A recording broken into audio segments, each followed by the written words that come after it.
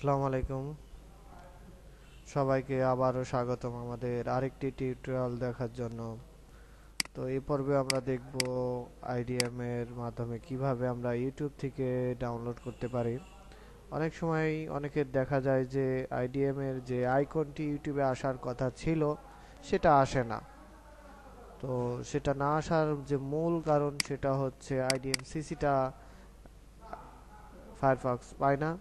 তো ফায়ারফক্সে আইডিএমসিসিটা পাওয়ানোর জন্য আমাকে খুব সহজ একটা পদ্ধতি আছে, সেটা ইউজ করলে আমরা এটা পেয়ে যাব।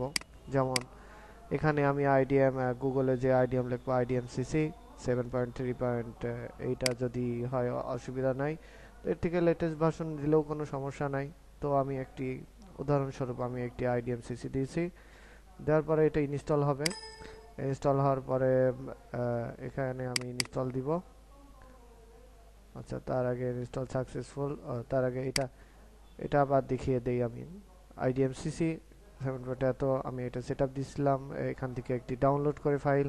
তো ফাইলটা খুব বেশি না, মনে হয় 400 কিলোবাইট হবে।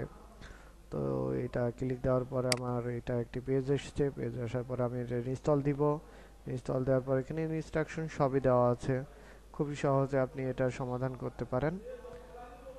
তো দেখা যাক, এটা ইনস্টল দেওয়ার পরে আপনি এখানে একটি আইকন পাবেন। আইকন আইকন অ্যালাউড হয়ে যাবে। অ্যালাউড হয়ে যাওয়ার পরে এখানে আপনি অ্যাডঅনসে যাবেন।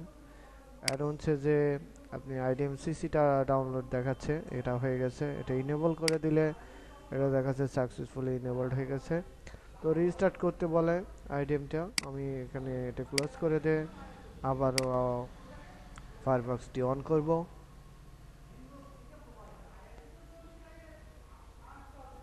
ওকে, আমরা এখন ইউটিউবে ঢুকবো।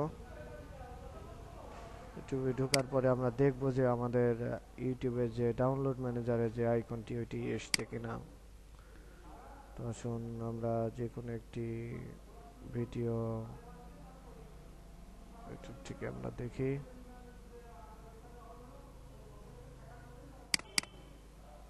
যে কোনো একটি ভিডিও আমি অন করলাম।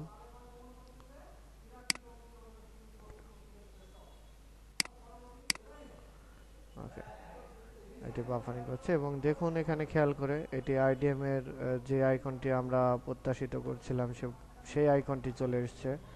অর্থাৎ এখানে যদি আমি এখন ক্লিক দেই, আমার সব পিক্সেলগুলো এখানে দেখাচ্ছে কিভাবে ডাউনলোড করতে হবে। তো এখানে ক্লিক দিলে আমি সব অপশনগুলো পেয়ে যাচ্ছি। দিলে আমাকে এই ভিডিওটি আমি আইডিএম এ খুব সহজে ডাউনলোড করতে পারবো। তো আশা করি আর কোনো সমস্যা হবে না। তো ঠিক আছে, সবাইকে অনেক ধন্যবাদ।